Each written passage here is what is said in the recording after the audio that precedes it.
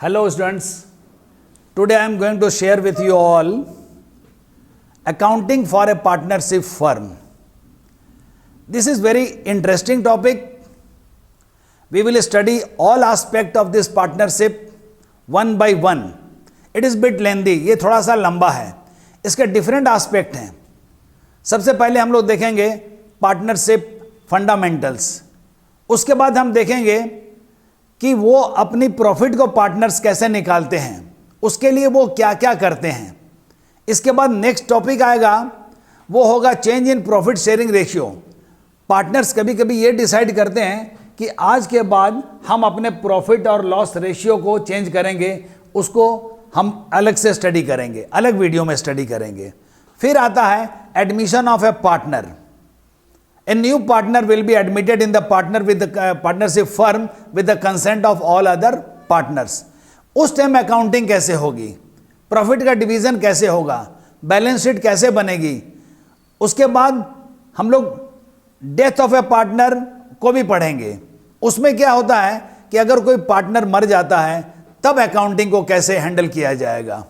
फिर होता है dissolution of a partnership firm. तो ये जितने भी एस्पेक्ट पार्टनरशिप अकाउंटिंग के आएंगे उसको हम लोग वन बाय वन करके देखेंगे. सबसे पहला टॉपिक जो हम स्टार्ट करने जा रहे हैं वो है पार्टनरशिप फंडामेंटल्स. इसमें हम क्या करेंगे, हमें यह मालूम करना है पहले कि एक पार्टनरशिप फर्म प्रॉफिट को कैसे निकालती है, उसको अपने पार्टनर के बीच में किस तरह बांटती है और फिर अपनी फाइनल बैलेंस शीट को कैसे वो बनाती है. तो आपने स्टैंडर्ड 11 में किसी भी ट्रेडर के द्वारा अपने बिजनेस का प्रॉफिट और लॉस निकालना देखा था. You all know about how profit of a business is calculated. You all know that it is calculated by preparing final account. तो डिफरेंट वे थे स्टैंडर्ड 11 में which you all have studied. I am going to just recall back all those memories of yours. Under sole trading business, जब sole trading business होती थी तो उसमें final account बना करके ये पता किया जाता था कि कितना प्रॉफिट हुआ और बराबर उसका मोटिव रहता है कि प्रॉफिट को हम बढ़ाते जाएं. और उस टाइम क्या होता था कि final account was having 3 different divisions. Final account के 3 डिफरेंट डिविजन्स होते थे. पहला क्या होता था, ट्रेडिंग अकाउंट. ट्रेडिंग अकाउंट में हम लोग क्या करते थे, फर्म की ग्रॉस प्रॉफिट को पता करते थे. इसके बाद प्रॉफिट एंड लॉस अकाउंट बनता था जिसमें नेट प्रॉफिट पता चलती थी और फाइनली एक बैलेंस शीट बनती थी जिसमें वो प्रॉफिट कैपिटल के साथ जाकर के लायबिलिटी साइड में ऐड हो जाती थी. बाकी जितनी आउटसाइड लायबिलिटी है वो भी लिखी जाती थी और जितने हमारी assets on that particular date that is also recorded in the balance sheet. लेकिन पार्टनरशिप बिजनेस में क्या होता है, पार्टनरशिप बिजनेस में भी फाइनल अकाउंट बनाया जाता है. We again have to prepare final account to know the profit of a partnership firm, partnership business. लेकिन यहां पर क्या होता है, इसके फाइनल अकाउंट के 4 डिवीजन होते हैं, इसके 4 डिवीजन होते हैं. इसमें पहले हम ट्रेडिंग अकाउंट तो बनाते हैं which you have done in standard 11. इसके बारे में आपको बहुत अच्छी तरह से पता है, you all know about this. Then profit and loss account, ये भी आपको पता है ये प्रॉफिट एंड लॉस अकाउंट कैसे बनाया जाता है. यहां पर एक जो फंडामेंटल नई चीज आ गई वो क्या हो गया कि profit and loss appropriation account बनाया जाता है. 2 अकाउंट आपको पता है, ये तीसरा अकाउंट क्या हो गया, profit and loss appropriation account. इस profit and loss appropriation account में हम क्या करते हैं, इस अकाउंट को बनाया जाता है प्रॉफिट एंड लॉस अकाउंट के ठीक बाद. उसके बाद बनाने का मतलब क्या हो गया, it is extension of a partnership profit and loss account. It is extension of profit and loss account. और इसमें हम ये बताते हैं कि profit of the firm is distributed among the partners. How, माने ये पार्टनर के बीच में फर्म की प्रॉफिट को कैसे बांटा गया है. वो जो प्रॉफिट लॉस अकाउंट था, तो प्रॉफिट लॉस में जो ट्रेडिंग सोल ट्रेडर होता था वो क्या करता था, अपनी प्रॉफिट को मालूम करता था और उस प्रॉफिट को सीधा हम लोग बैलेंस शीट में ले जाते थे. लेकिन यहां पार्टनरशिप फर्म में आप प्रॉफिट एंड लॉस की प्रॉफिट को डायरेक्ट पार्टनर के बीच में नहीं बांट सकते हो. क्यों कि उसका एप्रोप्रिएशन होगा. पार्टनरशिप डीड में डिफरेंट टाइप के टर्म्स एंड कंडीशन एग्रीड किए जाते हैं. किसी पार्टनर को सैलरी दी जाती है, किसी पार्टनर को इंटरेस्ट ऑन कैपिटल दिया जाता है और यदि पार्टनर ने ड्राइंग किया है तो उससे इंटरेस्ट ऑन ड्राइंग लिया जाएगा. तो इस profit and loss appropriation account में वो सारी चीजें आएंगी। एप्रोप्रिएशन मतलब बंटवारा, प्रॉफिट और लॉस को कैसे पार्टनर्स के बीच में बांटा जा रहा है, इसको हम लोग वहां पर देखेंगे। और इसको हम लोग डिटेल में अभी 2-4 मिनट के बाद ही देखने वाले हैं। माने इस अकाउंट को, profit and loss appropriation account को, I will explain you detail each aspect of the profit and loss appropriation account. इसके बाद आती है आपकी बैलेंस शीट। तो balance sheet also you know because you have studied in standard 11 balance sheet of the sole trader. तो उसी तरह यहां पर ही बनाई जाएगी। यहां कुछ पार्टनर्स होंगे जो इसके मालिक होते हैं, जो इसके मेंबर्स होते हैं, जो पर्सन्स मिल करके पार्टनरशिप फर्म को चलाते हैं। अब एक question, the one question is coming in the mind of you all, what actually this partnership firm is. तो now I will explain what actually this partnership is. तो पार्टनरशिप को अब हम लोग 1 by 1 स्टेप बाय स्टेप देखने वाले हैं। यहां पर आप सबके दिमाग में एक क्वेश्चन आ रहा होगा कि आखिर ये पार्टनरशिप क्या है। सोल ट्रेडिंग के बारे में आपके पास एक आइडिया है, लेकिन ये पार्टनरशिप क्या है जिसके बारे में हम लोग पढ़ने जा रहे हैं। तो पार्टनरशिप में क्या होता है कि एक ग्रुप ऑफ पर्सन्स होता है जो मिल करके किसी बिजनेस को चलाने के लिए आपस में एग्री करते हैं और उस फर्म की प्रॉफिट को, उस बिजनेस की प्रॉफिट को आपस में सब कोई बांटते हैं और उसके लिए एक फिक्स रेशियो होता है। And this partnership firm can be run by all the partners. Sub partner मिलके उसको चला सकते हैं या उनमें से कोई एक या दो बाकी पार्टनर के प्रेजेंटेशन में, माने उसका रिप्रेजेंटेटिव बन के वो फर्म को चलाएगा। तो सबसे पहले हम पार्टनरशिप फर्म के डेफिनेशन को देखते हैं। तो डेफिनेशन ऑफ पार्टनरशिप क्या है, वो पार्टनरशिप एक्ट 1932 सेक्शन 4 में ये बात बताई गई है। वो क्या बोलता है कि partnership is the relationship between persons who have agreed to share the profit of a business. तो यहां पर हमको अलग अलग ये सारी चीजें देखनी है कि partnership is the relation between persons who all have agreed. ये इंपॉर्टेंट पार्ट है, एग्रीड। ये एग्रीमेंट होना बहुत जरूरी है, एक समझौता होना बहुत जरूरी है। जो पर्सन्स हैं उन्होंने क्या किया है, आपस में एक समझौता किया है, एग्रीड किए हैं। किस चीज के लिए वो एग्री किए हैं, to share the profit of a business.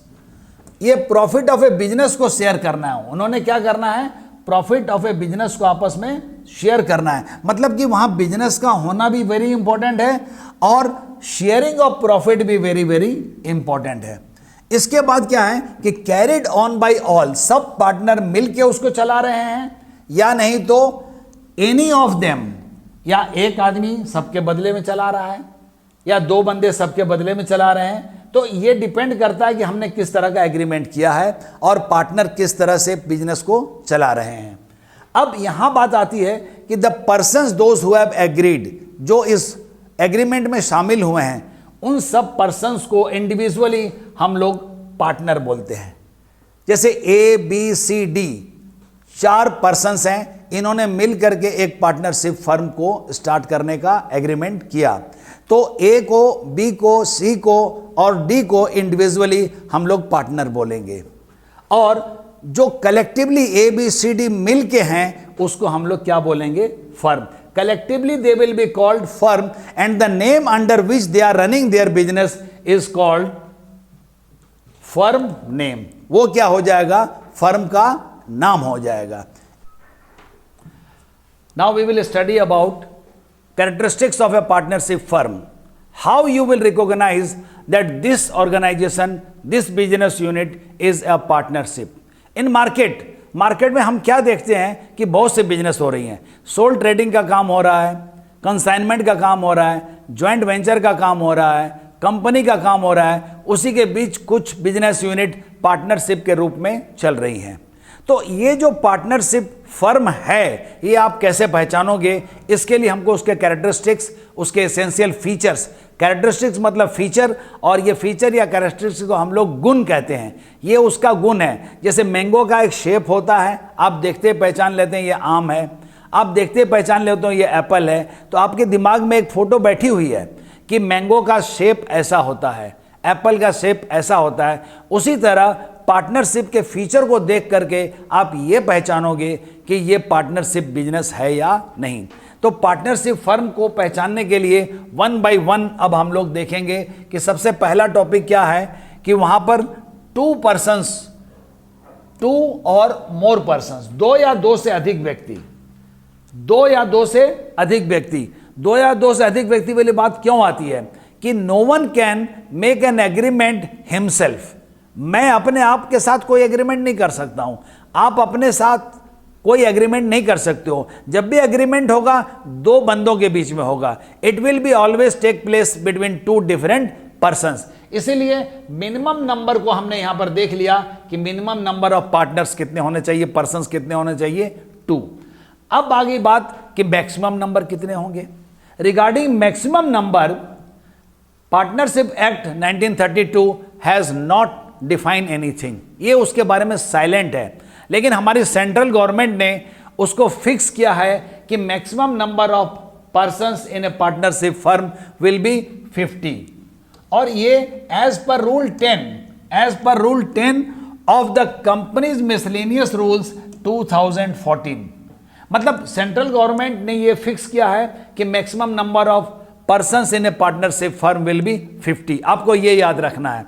और ये किसके अंतर्गत किया गया है? It is as per the rule 10 of companies miscellaneous rule 2014। ये डेट आपको याद रखनी है। दूसरी बात आ रही है कि agreement, partnership is an outcome of an agreement. Partnership को चलाने के लिए पार्टनर्स के बीच में एक एग्रीमेंट होना चाहिए। इट इज एन आउटकम, मतलब यह नतीजा है। किसका नतीजा है? उस समझौते का, जिस समझौते को लोगों ने आपस में मिल करके डिसाइड किया है, और उसी समझौते के अंतर्गत वो अपने बिजनेस को चलाएंगे। इसलिए ये स्टेटस की बात नहीं होती है। जैसे कि partnership outcome of an agreement, agreement मतलब समझौते का वहां पर होना बहुत ही जरूरी है। अगर समझौता नहीं है तो उसको हम पार्टनरशिप फर्म नहीं कह सकते हैं। जैसे स्टेटस की बात यहां पर नहीं होनी चाहिए। अब स्टेटस की बात क्या हो रही है कि अगर किसी पापा के डेथ के बाद उसके दो बेटे उनकी प्रॉपर्टी को आपस में शेयर करते हैं, मतलब उसकी प्रॉफिट को वो लोग बांटते हैं और वो उसके खर्चे को भी वो लोग मिल के लेते हैं, तो दे आर को ऑनर्स। उन्होंने उस फैमिली में जन्म लिया था, उनका स्टेटस है, उस फैमिली के वो मेंबर हैं, इसलिए वो बिजनेस चला रहे हैं। लेकिन उसको हम पार्टनरशिप नहीं करेंगे, उसको हम को ऑनर कहेंगे।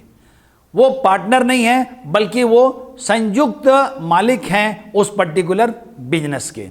अब बात आती है कि एग्रीमेंट कौन कर सकता है। जब भी एग्रीमेंट की बात आएगी तो भी देखना होगा कि लॉ ने उसके लिए क्या प्रिस्क्राइब किया है। तो लॉ कहता है कि minors are not fit for an agreement.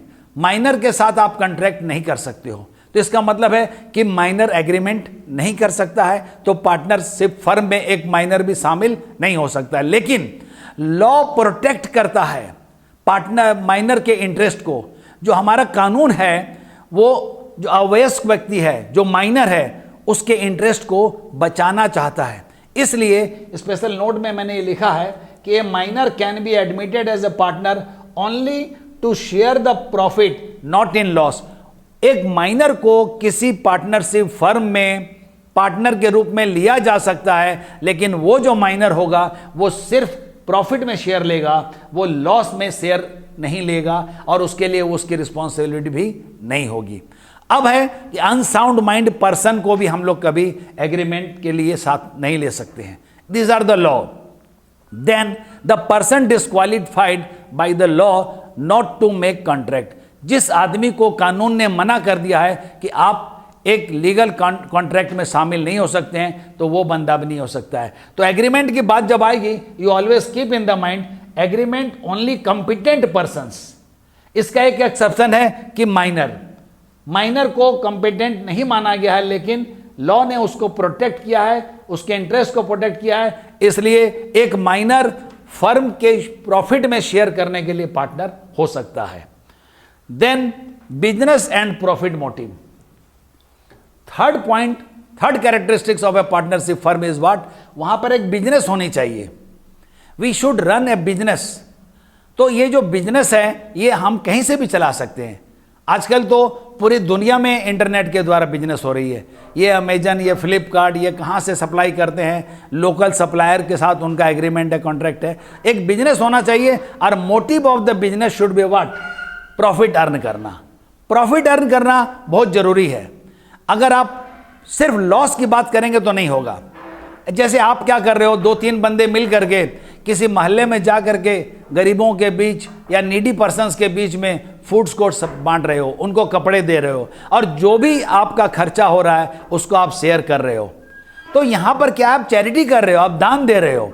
You are not running a business and your motive is also not to earn the profit, so that will not be taken as a partnership. तो partnership के लिए जरूरी क्या हो जाता है, वहां business भी होनी चाहिए और मोटिव भी क्या होना चाहिए? प्रॉफिट। चौथा जो कैरेक्टरिस्टिक्स है, the fourth characteristics of the partnership firm is sharing of profit.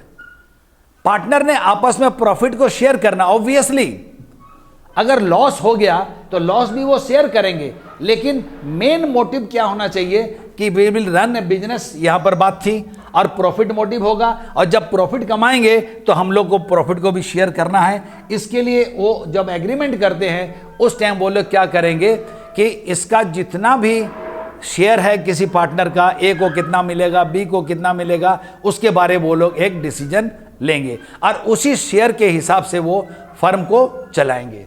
इसके बाद हम लोग नेक्स्ट टॉपिक देखते हैं, इसके बाद वाली कैरेक्टरिस्टिक्स क्या क्या है। पहला तो हो चुका था ये वाला 2 और more person agreement, business and profit model sharing. अब क्या आ गया? Principal and agent relationship. ये प्रिंसिपल एंड एजेंट रिलेशनशिप क्या होती है कि कोई एक मालिक है तो उसके जितने भी स्टाफ हैं, और वो अगर ऑर्डिनरी कोर्स ऑफ बिजनेस दुकान में कुछ भी करते हैं तो उसके लिए मालिक जवाबदेह होता है। तो ये जवाबदेही फिक्स करने के लिए सभी पार्टनर के बीच में एक प्रिंसिपल एजेंट रिलेशनशिप होता है। Each and every partner is functioning as an agent of the partnership firm. सभी पार्टनर फर्म के एजेंट हैं। वो जब एजेंट के रूप में काम करते हैं in the ordinary course of business, कि जिस चीज से वो बिजनेस रिलेटेड है उससे रिलेटेड काम वो करते हैं। अगर वो गलत कुछ करते हैं उसके लिए दूसरे पार्टनर जिम्मेदार नहीं होंगे, लेकिन in ordinary course of business जब ये बात होती है तो उन सबको उसमें शामिल होना जरूरी है। तो पार्टनरशिप फर्म में क्या है कि each and every partner is agent of other partner. तो जब एजेंट के रूप में हम काम करते हैं तो हमारा जो भी फंक्शन होगा, जो भी एक्टिविटी होगी in the ordinary course of the business, उस बिजनेस से रिलेटेड जो भी हमारी एक्टिविटी होगी उसके लिए अदर पार्टनर जिम्मेदार होंगे। तो इसलिए माना जा रहा है कि हम एजेंट हैं अदर पार्टनर्स के। और एज ए प्रिंसिपल, अगर हम प्रिंसिपल हैं तो अदर पार्टनर ने जो भी काम किया है ऑर्डिनरी कोर्स ऑफ बिजनेस उसके लिए हम जवाबदेह होंगे। एजेंसी रिलेशनशिप का मतलब क्या हो गया? यहां प्रिंसिपल जवाबदेह होगा अपने एजेंट के लिए, और एजेंट यहां कौन है? उसके पार्टनर्स उसके एजेंट हैं। Next characteristics of partnership firm is what? Business can be carried by all or any of them acting for all. जो बिजनेस है ना वो सभी पार्टनर मिलके चला सकते हैं या उनमें से कोई 1, 2, 3, और this is happening only because of this rule, principal and agency relationship among the partners. इसके बाद आती है कि नो सेपरेट एग्जिस्टेंस। पार्टनरशिप और पार्टनरशिप फर्म का कोई सेपरेट एग्जिस्टेंस नहीं होता है कि पार्टनरशिप फर्म ने जितने भी एग्रीमेंट किए हैं वो सारे एग्रीमेंट इन इंडिविजुअल पार्टनर के ऊपर भी लगते हैं। कोई पार्टनर ये नहीं कह सकता है कि मैं इस पार्टनरशिप फर्म के एग्रीमेंट के लिए जिम्मेदार नहीं हूं। Each and every partner is individually and jointly responsible for all the contracts, all the agreements which partnership firm has entered into with any other outsider.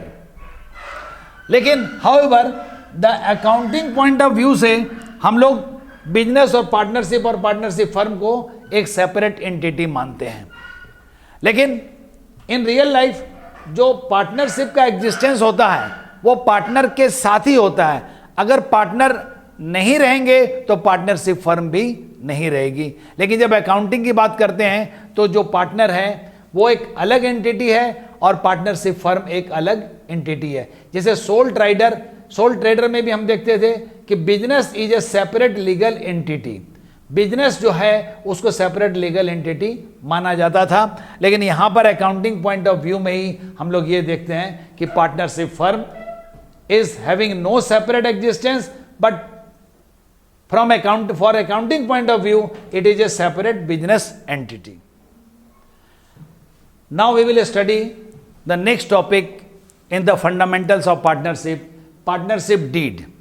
Partnership deed क्या होता है कि जब भी कोई पार्टनर्स आपस में मिलके ABCD XYZ राम मोहन सोहन करीम सोहन मोहन ये मिल करके जब भी कोई एग्रीमेंट करते हैं तो उस टाइम ये डिसाइड किया जाता है कि प्रॉफिट को कैसे बांटा जाएगा, किसी पार्टनर को सैलरी दी जाएगी या नहीं दी जाएगी, क्योंकि उसका active participation in the business है। अगर कोई पार्टनर बहुत ज़्यादा समय बिजनेस के लिए देता है तो उसको अलग से कुछ कमीशन भी दिया जाएगा कि नहीं दिया जाएगा। और सभी पार्टनर ने अगर अलग अलग कैपिटल इन्वेस्ट की है तो उनको उस कैपिटल पर इंटरेस्ट दिया जाएगा कि नहीं। अगर इन सब बातों के बारे में समझौता नहीं होता है तब क्या होगा कि फ्यूचर में किसी भी समय आपस में डिस्प्यूट्स हो सकता है, झमेले हो सकते हैं, झगड़ा हो सकता है। क्यों कि हमने कोई एग्रीमेंट किया ही नहीं है। तो इसलिए क्या होता है कि पार्टनरशिप डीड का बनना बहुत जरूरी होता है। ये ओरल भी हो सकती है और ये रिटन भी हो सकती है। ओरल में क्या होता है कि हमने जो बात की थी उसका कोई प्रूफ नहीं होगा, इसलिए बेटर होता है कि पार्टनरशिप डीड को हमेशा एक रिटन फॉर्म में रखा जाए और जितने पार्टनर ने उसको एग्री किया है सभी partner it is compulsion that all the partners who all are partner in the firm and agreed for the agreement they all must sign that particular agreement.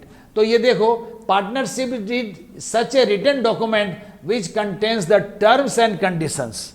वो जितने भी टर्म एंड कंडीशन हैं जिसको हमने agree किया है कि हम लोगों को सैलरी दी जाएगी कि नहीं दी जाएगी, तो जितने भी टर्म्स एंड कंडीशंस हैं, जो भी टर्म है जो भी कंडीशंस हैं, जैसे हम लोग को शेयर ऑफ प्रॉफिट है, तो शेयर ऑफ प्रॉफिट की जब बात आएगी तो यहाँ पर मान लेते हैं कि A, B और C तीन पार्टनर हैं, तो उनके बीच में एग्रीमेंट है कि 3:2:1 के रेशियो में प्रॉफिट और लॉस को शेयर किया जाएगा। लेकिन अगर ये समझौता इन रिटन है तब तो कोई प्रॉब्लम नहीं है। लेकिन अगर उन्होंने ओरल किया था तो बाद में हो सकता है कि ए मुकर जाए, बी मुकर जाए, सी मुकर जाए, कोई भी उसमें डिनाई कर सकता है I have not agreed like this.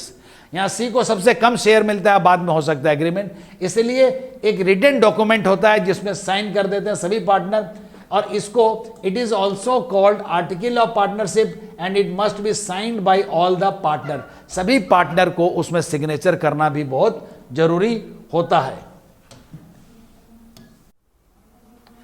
Now partnership deed is over.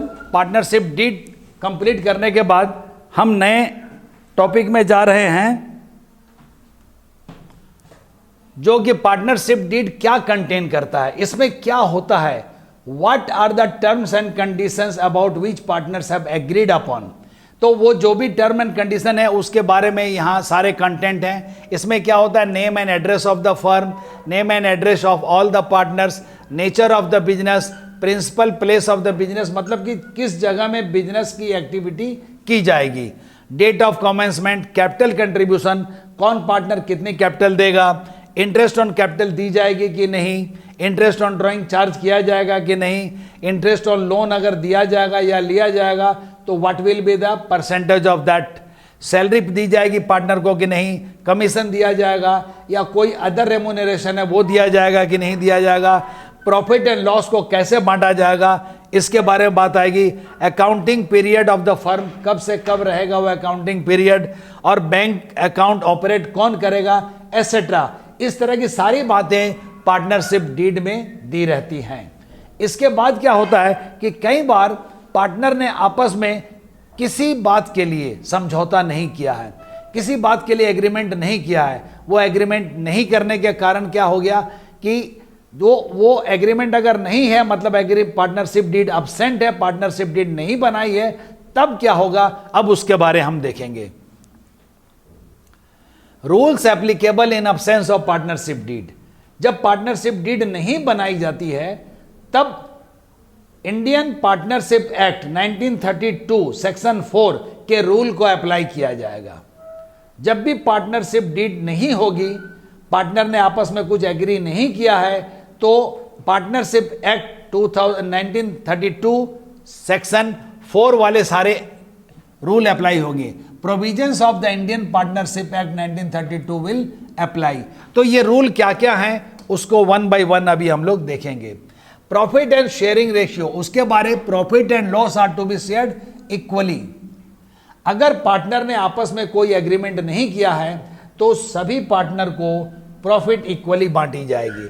जैसे ए, बी और सी पार्टनर्स हैं, तो जो भी प्रॉफिट होगी, अगर पार्टनरशिप डीड एब्सेंट है तो 1:1:1, मतलब 1/3 1/3 1/3 इंडिविजुअली ईच पार्टनर को दिया जाएगा। ये कब होगा?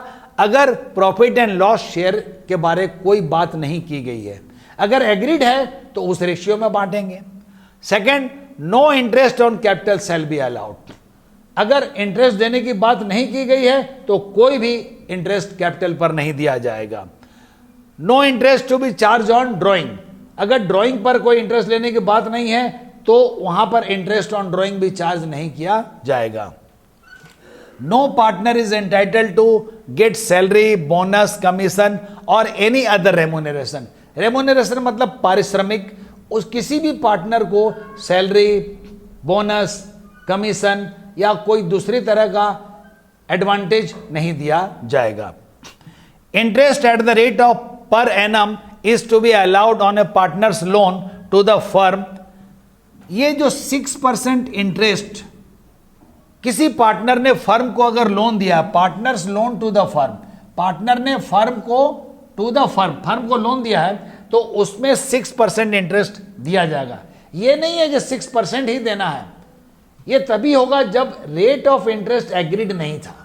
अगर उन्होंने एग्री किया है कि हम 10% इंटरेस्ट देंगे तो आपको 10% देना होगा, लेकिन अगर रेट परसेंट एग्रीड नहीं है तभी आप, if rate of interest is not agreed upon, तभी वो बात आएगी। No new partner can be admitted. किसी भी नए पार्टनर को पार्टनरशिप फर्म में सभी पार्टनर की कंसेंट के बिना शामिल नहीं किया जा सकता है। Each partner can participate in the conduct of the business. किसी पार्टनर पर आप रिस्ट्रिक्शन नहीं लगा सकते हो कि यू कांट कंडक्ट, आप बिजनेस चलाने के लिए भागीदार नहीं होगे, ऐसा आप फिक्स नहीं कर सकते हो। Each partner can inspect the books of the account of the firm and can take copy of the same except minor partner। क्योंकि माइनर पार्टनर को लॉ प्रोटेक्शन देता है इसलिए उसको पार्टनर बनाया गया है, लेकिन वो कंपिटेंट नहीं है। अगर उसको अकाउंट बुक देखने के लिए दी जाए तो हो सकता है कि दूसरे आदमी इसका अनड्यू एडवांटेज ले। इस बात को याद रखना है कि जब पार्टनरशिप डीड नहीं होती है तभी पार्टनरशिप एक्ट 1932 के प्रोविजंस को अप्लाई किया जाता है और सभी पार्टनर पर यह बाइंडिंग है, सभी पार्टनर को ये चीजें माननी होंगी। इसके बाद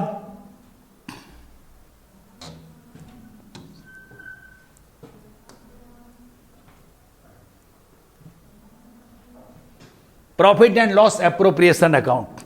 यही अकाउंट जो है वो इस particular topic fundamental of partnership की जान है। This is a very main aspect कि profit and loss appropriation account is made in this first chapter of partnership. In partnership first chapter is fundamental of partnership where you are suppose to prepare profit and loss appropriation account. What actually it is distribution of profit among the partners.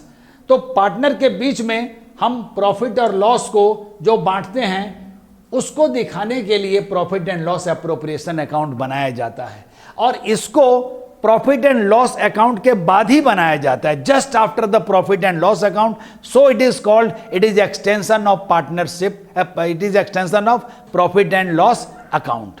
Profit and loss account का एक extension होता है, क्योंकि profit and loss account में हम सिर्फ firm के खर्चों को दिखा सकते हैं, पार्टनरशिप फर्म के खर्चों को दिखा सकते हैं, और उसकी जो इनकम है उसको दिखा सकते हैं। And lastly whatever profit will be there that will be distributed among. तो सोल ट्रेडिंग में क्या होता था कि वो इंडिविजुअल बंदा, वो जो मालिक होता था, that individual person was taking whole the profit of the business. लेकिन यहां पर क्या है कि पार्टनरशिप फर्म में दो या दो से ज्यादा व्यक्ति हैं, तो उनके बीच के प्रॉफिट या लॉस को हमने बांटना है। तो जब उनके बीच बांटेंगे, वहां एक डिसीजन है कि one partner will get salary. अगर हम किसी पार्टनर को सैलरी देते हैं तो वो भी प्रॉफिट का एक हिस्सा होगा। अगर किसी पार्टनर को इंटरेस्ट ऑन कैपिटल देते हैं, वो भी प्रॉफिट का ही एक हिस्सा होगा।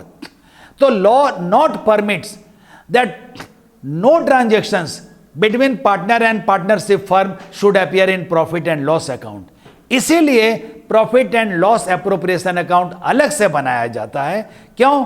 कि पार्टनरशिप फर्म की प्रॉफिट को ही अलग अलग हेड में बांटा जाएगा, और कोई पार्टनर क्लेम कर सकता है कि भाई हमको आप प्रॉफिट में कम हिस्सा दे रहे हो, तो उसको यह समझाना पड़ेगा कि हमने ये एग्री किया था कि राम को सैलरी दी जाएगी या मोहन को सैलरी दी जाएगी, तो उसको देने के बाद जो हिस्सा बचता है उसी को हम प्रॉफिट आपस में बांटेंगे। तो इन सब प्रॉब्लम को देखते हुए ये डिसीजन लिया गया कि just after profit and loss account we should prepare a new account that is known as profit and loss appropriation account, अर्थात लाभ हानि बंटवारा खाता। इसमें हम क्या करते हैं कि बिजनेस की प्रॉफिट को सभी पार्टनर के बीच में अलग अलग हेड में बांटते हैं। हो सकता है हम सैलरी के रूप में बांट रहे हैं, हो सकता है हम कमीशन दे रहे हैं और उसके इंटरेस्ट ऑन कैपिटल दे रहे हैं, पार्टनर से इंटरेस्ट ऑन ड्राइंग ले रहे हैं, और अल्टीमेटली बैलेंसिंग करने के बाद जो प्रॉफिट पता चलती है वो डिविजिबल प्रॉफिट होती है, जिसको सभी पार्टनर के बीच बांटा जाएगा। तो profit and loss appropriation account is extension of profit and loss account and shows disbursement of net profit. Disbursement का मतलब क्या हो गया? Distribution of net profit among the partners. अब क्या होता है कि एप्रोप्रिएशन मतलब बंटवारा, हमने प्रॉफिट को बांटना है, लेकिन अगर हमारा लॉस होगा तो पीएल एप्रोप्रिएशन अकाउंट नहीं बनेगा। अगर प्रॉफिट एंड लॉस अकाउंट में लॉस होता है तो कभी भी हम प्रॉफिट एंड लॉस एप्रोप्रिएशन नहीं बनाएंगे। क्यों? कि प्रॉफिट को बांटने का सवाल ही नहीं उठता है। No question comes for the distribution of profit, क्योंकि वहां पर तो प्रॉफिट हुई नहीं है, क्या हो गया है? लॉस हो गया है। लेकिन कभी कभी सिचुएशन ऐसी होती है कि हमारा लॉस था और उस लॉस को हमने पीएल एप्रोप्रिएशन अकाउंट में ट्रांसफर किया, और उसके बाद क्या हो गया कि इंटरेस्ट ऑन ड्राइंग हमने पार्टनर से लिया। जब इंटरेस्ट ऑन ड्राइंग पार्टनर से लिया तो इतना इंटरेस्ट मिला कि हमारी जो लॉस थी वो प्रॉफिट में कन्वर्ट हो गई। तो हम एक लिमिट तक उसको वो निकाल सकते हैं।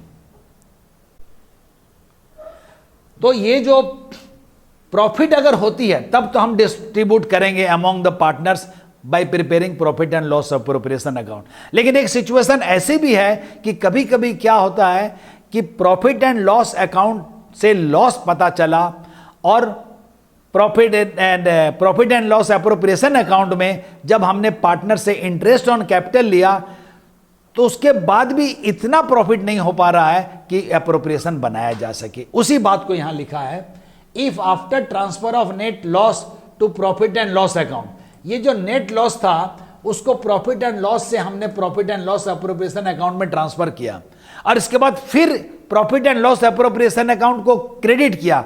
किससे क्रेडिट किया? इंटरेस्ट ऑन ड्राइंग, जो पार्टनर से हमको लेना है। तो पार्टनर से अगर हम इंटरेस्ट ऑन ड्राइंग लेते हैं, इसके बाद भी अगर लॉस रहता है तो हम पीएल एप्रोप्रिएशन अकाउंट में वहीं पर जो लॉस का कैलकुलेशन हुआ उसको सभी पार्टनर के बीच बांट देंगे। और अगर कोई एप्रोप्रिएशन का एग्रीमेंट था कि किसी को सैलरी मिलेगी, किसी को इंटरेस्ट ऑन कैपिटल मिलेगा, तो वो कुछ भी नहीं दिया जाएगा। रेदर दैट लॉस, उसी लॉस को will be distributed among all the partners in the profit sharing ratio. इस बात को हम फिर से रिपीट कर देते हैं कि profit and loss appropriation account तभी बनाया जाता है जब प्रॉफिट होगी, अगर लॉस होगी तो ये कभी नहीं बनाया जाता है। लेकिन कभी कभी क्या होता है कि पीएल अकाउंट में हमको लॉस मिला लेकिन पार्टनर से इंटरेस्ट ऑन ड्राइंग लेना था, तो इंटरेस्ट ऑन ड्राइंग की अमाउंट अगर ज़्यादा होती है तो पीएल अप्रोप्रिएशन अकाउंट में फिर प्रॉफिट हो सकती है, और तब जितना लिमिट तक हम अप्रोप्रिएशन कर सकते हैं उसका एक अलग नियम है, जो हम लोग धीरे धीरे हिसाब बनाने के टाइम वो सारी चीज़ें देखेंगे। लेकिन अगर इंटरेस्ट ऑन ड्राइंग लेने के बाद भी लॉस रहता है तो कोई अप्रोप्रिएशन का क्वेश्चन नहीं होगा, वो सीधा का सीधा सभी पार्टनर के बीच में ट्रांसफर कर दिया जाएगा। वो जो लॉस होगा उसको पार्टनर के बीच ट्रांसफर कर देंगे। अब very important thing, very simple में इसको बताया जा सकता है कि पीएल अप्रोप्रिएशन में हम लोग आखिर लिखेंगे क्या। तो all transactions between partner and partnership firm will appear in profit and loss appropriation account. Partner और पार्टनरशिप फर्म के बीच का कोई भी ट्रांजेक्शन होगा उसको हम पीएल अप्रोप्रिएशन अकाउंट में लिखेंगे। लेकिन उसके दो एक्सेप्शंस हैं। दो एक्सेप्शन क्या है? एक, rent to a partner for use of his or her building in business. अगर किसी पार्टनर की बिल्डिंग को बिजनेस में यूज किया जा रहा है तो उसको अगर हम रेंट देते हैं तो it will be taken as expenses of the business and charge against profit. क्योंकि अगर हम भाड़े की बिल्डिंग दूसरे आदमी से लेते तो हमको उसको इंटरेस्ट देना पड़ता, तो वो बिजनेस का खर्चा होता। तो यहां पर भी वही बात शामिल लागू होती है। सेकंड क्या है? Interest on loan which partner have given to firm. अगर किसी पार्टनर ने फर्म को लोन दिया है तो उस लोन पर फर्म जो इंटरेस्ट देगी उस इंटरेस्ट को भी हम प्रॉफिट एंड लॉस अप्रोप्रिएशन में नहीं दिखाएंगे बल्कि पीएल में दिखाएंगे, क्योंकि वो बिजनेस का खर्चा है। बिजनेस के खर्चों को प्रॉफिट लॉस अकाउंट में दिखाया जाएगा, लेकिन जो अप्रोप्रिएशन है, प्रॉफिट का बंटवारा है, उसको profit and loss appropriation account में दिखाया जाएगा। सो ये बहुत इंपॉर्टेंट बात थी, इसको आप फिर से समझ लीजिएगा आराम से देखते हुए, इसका स्क्रीनशॉट वगैरह ले करके। इसके बाद बात आती है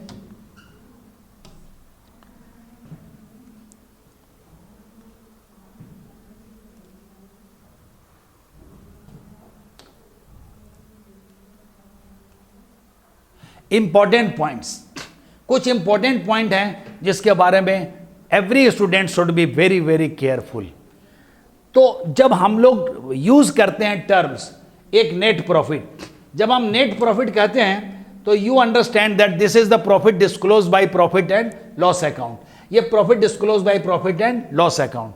डिविजिबल प्रॉफिट या डिस्ट्रीब्यूटेबल प्रॉफिट के बारे में हम बात करते हैं तो ये वो प्रॉफिट होती है जो profit and loss appropriation account से निकाली जाती है। Profit disclose by profit and loss appropriation account. तो profit of profit and loss appropriation account is known as what?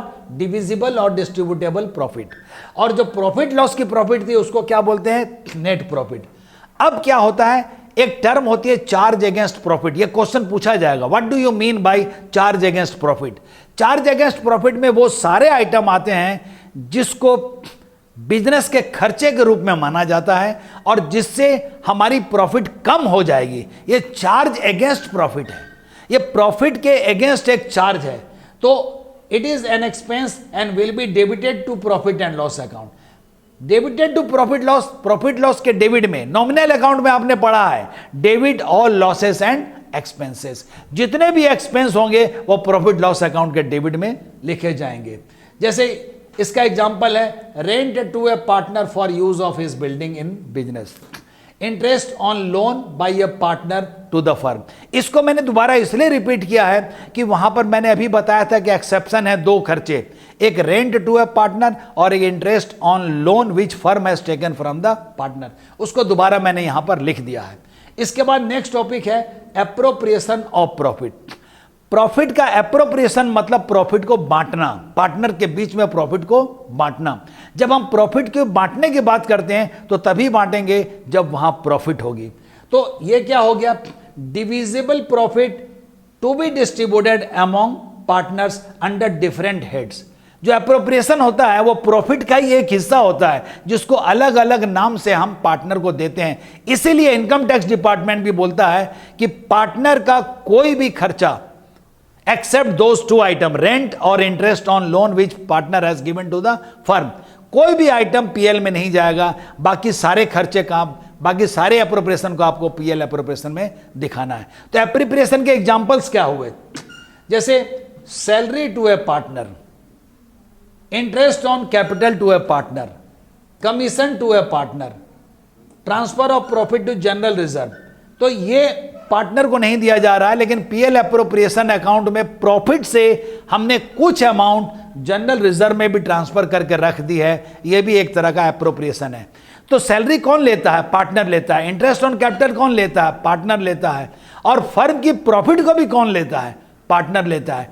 तो पार्टनरशिप फर्म की प्रॉफिट को अलग अलग नाम से जब हम पार्टनर के बीच बांटेंगे तो इसको कभी भी हम प्रॉफिट एंड लॉस अकाउंट में नहीं दिखा सकते हैं। इसको दिखाने का एक नया तरीका है जो profit and loss appropriation account बना करके किया जाता है, और लॉ इसी चीज का परमिट देता है।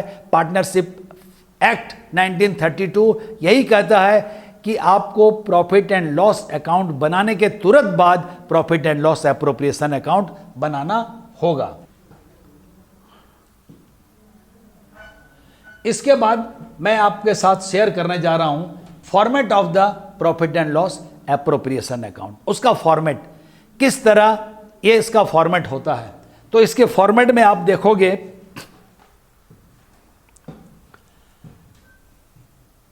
For the profit and loss appropriation account for the year end date, जिस टाइम आपका ईयर एंड हो रहा है आप वो डेट यहां फिक्स करोगे। इसका क्रेडिट साइड में पहला आइटम हम लोग लेते हैं बाय प्रॉफिट एंड लॉस। ये क्या होता है? Net profit transferred from profit and loss account. अगर प्रॉफिट एंड लॉस अकाउंट में कोई प्रॉफिट हुई है तो उसको हम यहां पर ट्रांसफर करेंगे, जो net profit transferred from profit and loss account. Profit and loss account में प्रॉफिट अगर हुई है तो ये, अगर लॉस होगा तो उसको हम इस साइड दिखाएंगे, तब लिखा जाएगा bye profit and loss account loss. जैसे कि यहां पर नेट प्रॉफिट है, आप ब्रैकेट में भी लिख सकते हो, ये प्रॉफिट है तो ये आप प्रॉफिट लिख सकते हो। अगर लॉस है तो आप उसको यहां पहले लिखोगे, पहला आइटम। लेकिन हम ये मान के चल रहे हैं कि हमारी प्रॉफिट हुई थी, क्योंकि mostly PL appropriation is made when there is profit. तो उसी कंसेप्ट को लेते हुए दिमाग में, उसी एजम्पशंस को लेते हुए कि हमारी प्रॉफिट है and we are going to appropriate some of the items. अब उसमें क्या, सबसे पहला खर्चा टू सैलरी टू पार्टनर, ये एप्रोप्रिएशन है, बंटवारा किया जा रहा पार्टनर के बीच में। एप्रोप्रिएशन में पहला आइटम आ गया salary to partner. Second, interest on partners capital.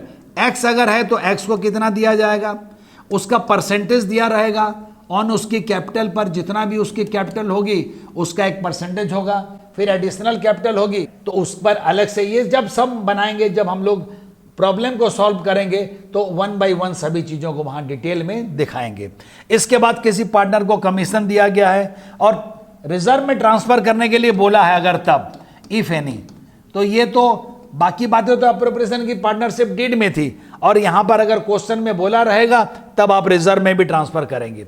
फिर हमको पार्टनर से इंटरेस्ट ऑन ड्रॉइंग मिलेगा, उसको हम इंटरेस्ट ऑन ड्राइंग को एक इधर में दिखाएंगे, एक्स होगा तो एक्स, ए होगा तो ए, राम मोहन होगा तो उससे मिलेगा। इसके बाद इस अकाउंट को बैलेंस किया जाएगा। If credit side total is more than it will be profit, और debit side more than there will be loss. मतलब if credit side exceeds then क्या होगा, प्रॉफिट, और इफ डेबिट साइड एक्सीड्स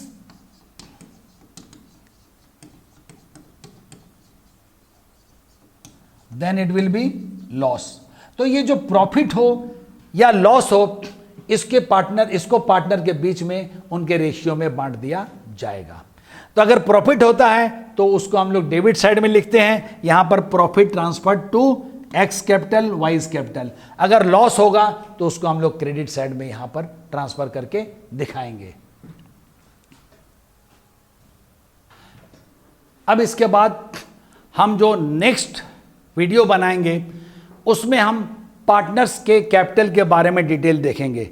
ये एक बहुत लंबा टॉपिक है जिसको 1 बाय 1 हर स्टेप को हम लोग देखेंगे कि कैसे कैसे कौन कौन से एस्पेक्ट के बारे में डिस्कस करना बहुत ज़रूरी है। अगर आपको ये वीडियो अच्छा लगा हो आप लाइक कीजिएगा, उसको सब्सक्राइब कीजिएगा, ताकि हम और नए नए वीडियो आपको लगातार देते रहें। Okay, thank you.